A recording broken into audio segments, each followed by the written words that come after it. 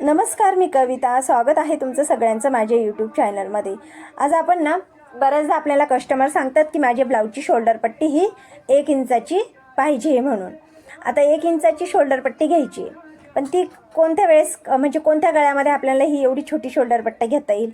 तर जेव्हा गळा आपला 9, 10, 11 म्हणजे 9च्या पुढे जेव्हा गळा असेल, खूप डीप नेक असेल, तरच आपल्याला ही शोल्डर पट्टी छोटी घेता येते. बोट नेकमध्ये किंवा हाय नेकमध्ये आपल्याला एवढी छोटी शोल्डर पट्टी नाही ठेवता येत. तर बघा, शोल्डर पट्टी छोटी घ्यायची आहे, पण आपल्याला सुरुवातीला जी आपली नॉर्मल मापं असतात ब्लाऊजची तीच मापं टाकायची आहे. आपण जे डीप नेकसाठी जी मापं टाकतो तीच. आता मी इथे शोल्डर 5.5वर घेतला आहे, त्यानंतर मुंडा मी इथे 6वर घेतला आहे. आता आपल्याला छातीचा चौथा भाग इथं टाकून घ्यायचा आहे. माझी छातीचा भाग 34 आहे, तर इथं त्याचा 8.5 चौथा भाग आणि 1.5 इंच आपली शिलाई मार्जिन. आता इथं मुंड्याचं मार्किंग करून आपल्याला मुंड्याला आकार देऊन घ्यायचा आहे. त्यानंतर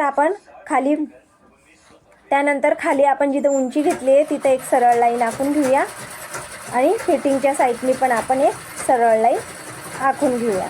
आता इथपर्यंत बघा आपली नॉर्मल मापे टाकून झाली आहे. बराबर जशी आपण डीप नेकमध्ये मापे घेतो ती माप टाकून झाली आहे. आता गळारुंदी इथं आम्ही गळारुंदी 2.5वर घेते. नॉर्मल जी डीप नेकसाठी गळारुंदी असते ती इथं आपण घ्यायची आहे 2.25, 2.5 जी गळारुंदी असेल ती आपण तिथं टाकून घ्यायची आहे. त्यानंतर गळ्याची लांबी ही 10.5, 11 इतकी असते. 11 मी ही गळ्याची लांबी घेतली आहे. त्यानंतर इथं खालची जी गळारुंदी आहे ती 3 इंचावर मी घेतली आहे. आता ही लाईन ही दोन्ही मार्किंग आपण एकमेकांना जोडून घेऊया. आता हे इथं आपला हा इथं गळा तयार होणार आहे. आपलं जसं नॉर्मल ब्लाऊज असतं ना त्या प्रकारे आपण इथं सगळं काही मार्किंग करून घेतली. आता एवढं केल्यानंतर तुम्ही बघा की शोल्डर पट्टी ही जवळजवळ मोठी आहे. म्हणजे 5.5चं शोल्डर होतं, त्याच्यातून 2.5 इंच गळारुंदी गेली, तर जवळजवळ 3 इंचाची शोल्डर पट्टी आपली उरलेली आहे. आता आपल्याला हिला 1 इंचाची करायची आहे, म्हणजे आपल्याला 2 इंच याच्यातून अजून मायनस करायचे आहे. तर बघा, जर गळा तुम्ही पलटी करत असाल तर गळ्याला अर्धा इंच आपलं शिवण्यात जाणार आहे आणि मुंड्याकडं पण आपलं अर्धा इंच शिवण्यात जाणार आहे. म्हणजे तिथं आपलं 1 इंच कमी झालं, खाली राहिलं 2 इंच. आता त्याच्यातूनही आपल्याला 1 इंच कमी करायचं आहे. तर त्यासाठी काय करायचं, अर्धा इंच आपल्याला गळ्याकडून आणि अर्धा इंच आपल्याला मुंड्याकडून कमी करून घ्यायचं आहे. गळ्याकडून आपल्याला अर्धा इंच ह्या साईडला वाढवायचं आहे आणि मुंड्याकडून अर्धा इंच आपल्याला तिकडं घ्यायचं आहे.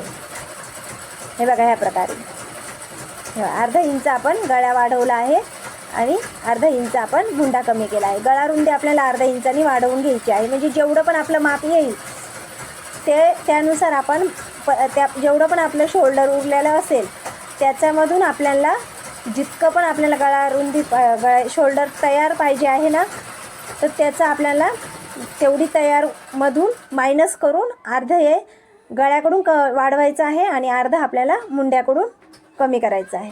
आणि ह्या प्रकारे आपल्याला हे बघा आखून घ्यायचं आहे. आता इथं गळारुंदी मी खालून वाढवली नाही आहे, फक्त वरतून वाढवली आहे. खालून जर वाढवली तर अजून जास्त तो पसरेल. तुम्ही वाढवू शकता, तुम्हाला जितकं पाहिजे तितकं तुम्ही पसरट करू शकता.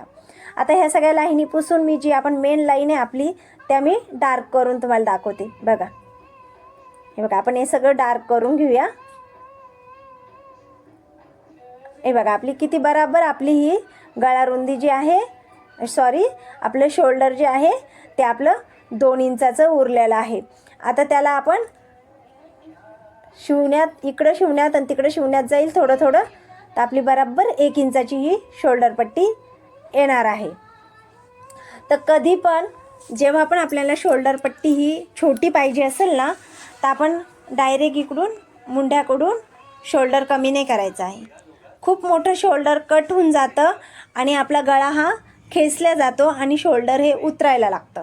जास्त करून डीप नेकमध्ये ना शोल्डर खूप कमी घेतो आपण आणि त्यामुळंच आपलं शोल्डर हे उतरायला लागतं. जर खूपच डीप नेक असेल आणि ब्रॉड आवडत असेल तर ह्या प्रकारे दोन्हीकडूनही आपण थोडा थोडा कपडा कमी करायचा आहे. म्हणजे मुंड्याकडून थोडा कमी करायचा आहे आणि गळ्याकडूनही थोडा कमी करायचा आहे. म्हणजे आपली शोल्डर पट्टी छोटी होऊन जाते आणि आपला गळाही ब्रॉड होऊन जातो. त्यामुळे ह्या प्रकारे आपल्याला मार्किंग करायची आहे, कटिंग करायची आहे. आणि बघा ह्या प्रकारे तिरपी आपल्याला टीप मारायची आहे, जेणेकरून आपलं शोल्डर हे उतरणार नाही. तर आजचा व्हिडिओ तुम्हाला नक्की आवडला असेल. व्हिडिओ आवडला असेल तर व्हिडिओला लाईक करा. अजून तुम्ही माझ्या चॅनलला सबस्क्राईब नसेल केलं तर चॅनलला सबस्क्राईब करून घ्या. आणि व्हिडिओ पूर्ण बघितल्याबद्दल खूप खूप